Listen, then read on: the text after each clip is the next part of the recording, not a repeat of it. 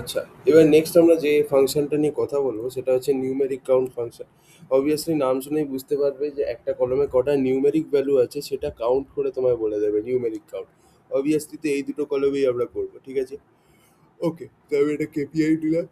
আমি প্রথমে স্যালারির উপরে করবো যে স্যালারিতে কটা তোমার নিউমেরিক ভ্যালু আছে স্যালারি কলমে, ঠিক আছে? তো তাহলে এখানে আমি এফএক্সে গেলাম, দিয়ে এখানে আমি জাস্ট লিখবো ইকুয়াল টু দিয়ে লিখতে পারো, কোনো সমস্যা নেই, না দিয়েও লিখতে পারো নিউমেরিক কাউন্ট।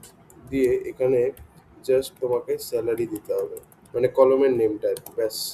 ঠিক আছে, নিউমেরিক কাউন্ট স্যালারি যেই দিয়ে দিলে তোমার ভ্যালুটা দিয়ে দেবে।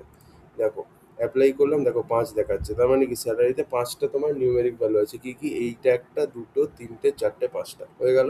সিমিলারলি আমি যদি নেম কলমে দেখতে চাই কটা, তাহলে সেটাও দেখাবে।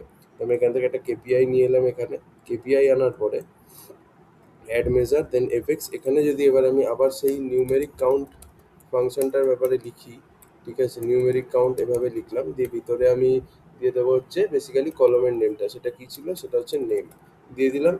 দিয়ে এবার যদি অ্যাপ্লাই মারি তাহলে আমি দেখতে পাবো জিরো দেখাবে। দেখতেই পাচ্ছ জিরো দেখাচ্ছে, তার মানে কি এই নেম কলমে একটাও তোমার নিউমেরিক ভ্যালু নেই, দেখে বুঝতেই পারছো। তো টেক্সট কাউন্ট, নিউমেরিক কাউন্ট, এই দুটো খুব ইম্পর্টেন্ট ফাংশন ছিল।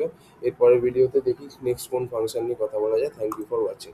আর এগুলো হ্যাঁ মাথায় রাখবে, এই যে ফাংশনগুলো এগুলো হচ্ছে চার্ট ফাংশন। ওকে, তুমি চার্ট ফাংশনে এগুলো মেনলি চার্টেই ইউজ করো, যেমন কেপিআইতে আমি ইউজ করলাম।